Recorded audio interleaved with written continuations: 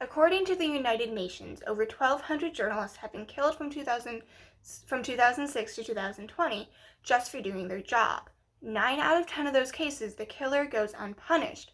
Journalists also have to worry about kidnappings, torture, and physical harassment. This threat increases for women reporters. The United Nations Educational, Scientific, and Cultural Organization's discussion paper, The Chilling Global Trends in Online Violence Against Women Journalists, states that 73% of women surveyed said they have been threatened, intimidated, and insulted online because of their work. WGN News in Chicago reported on an incident of a man slapping the butt of a woman reporter live on air in Savannah, Georgia, as not only a journalism major, but a woman in journalism. These stories and facts scare me. It's a sad reality that I have to face that is my future. I have the aspiring hope to become a foreign correspondent, which also means that there is a chance for me to become a war correspondent. Both of those positions will put me in various degrees of danger, along with just being a journalist. In the Ukrainian-Russian war, 7 journalists have been reported dead by Reporters Without Borders, and there are 11 who've been injured by gunfire. In the future, I very well may have to go into a similar situation as the Ukrainian-Russian war, and so it saddens me to hear a former president tweet and say multiple times of his hatred and disgust in today's journalists.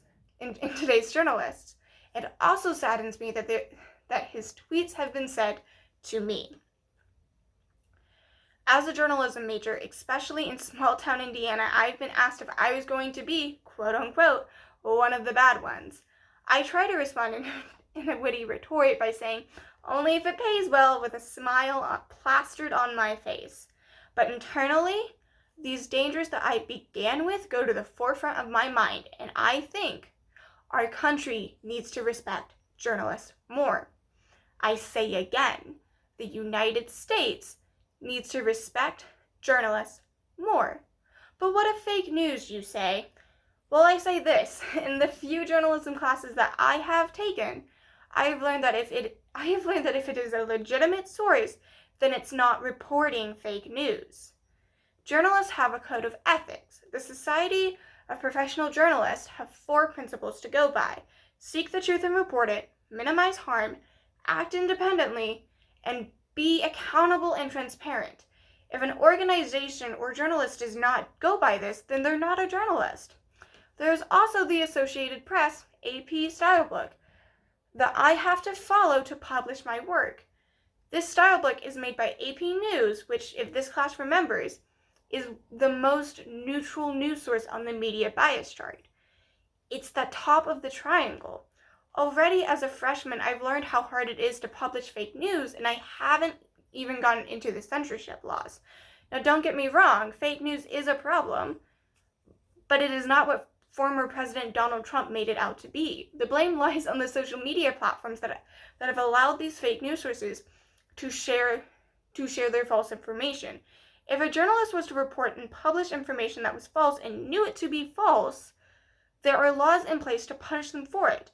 According to the U.S. Code in Title 18, Chapter 2, Section 35, whoever imparts or conveys or causes to be imparted or conveyed false information, knowing the information to be false concerning an attempt or alleged attempt being made or to be made to do any act which would be a crime, shall be subjected to a civil penalty of not more than $1,000, which shall be recoverable in a civil act brought in the name of the United States.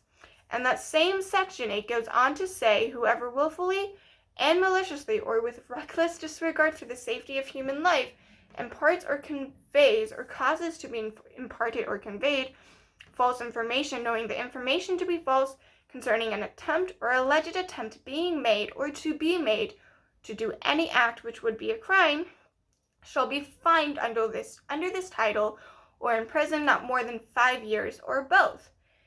If what President Trump claimed to be a national problem, then we should have heard of the legal actions that should have followed.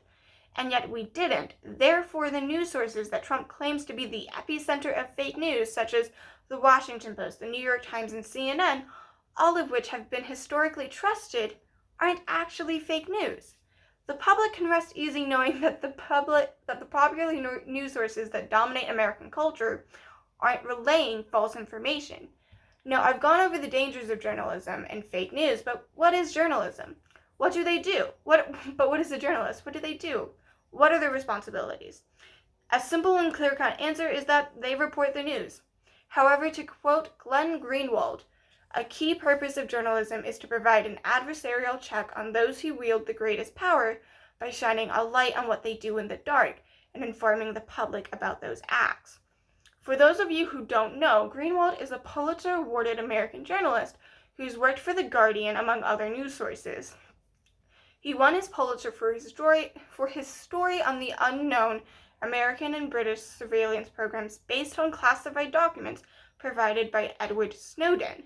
To be more specific on his Pulitzer, it was a Pulitzer for public service. So in conclusion,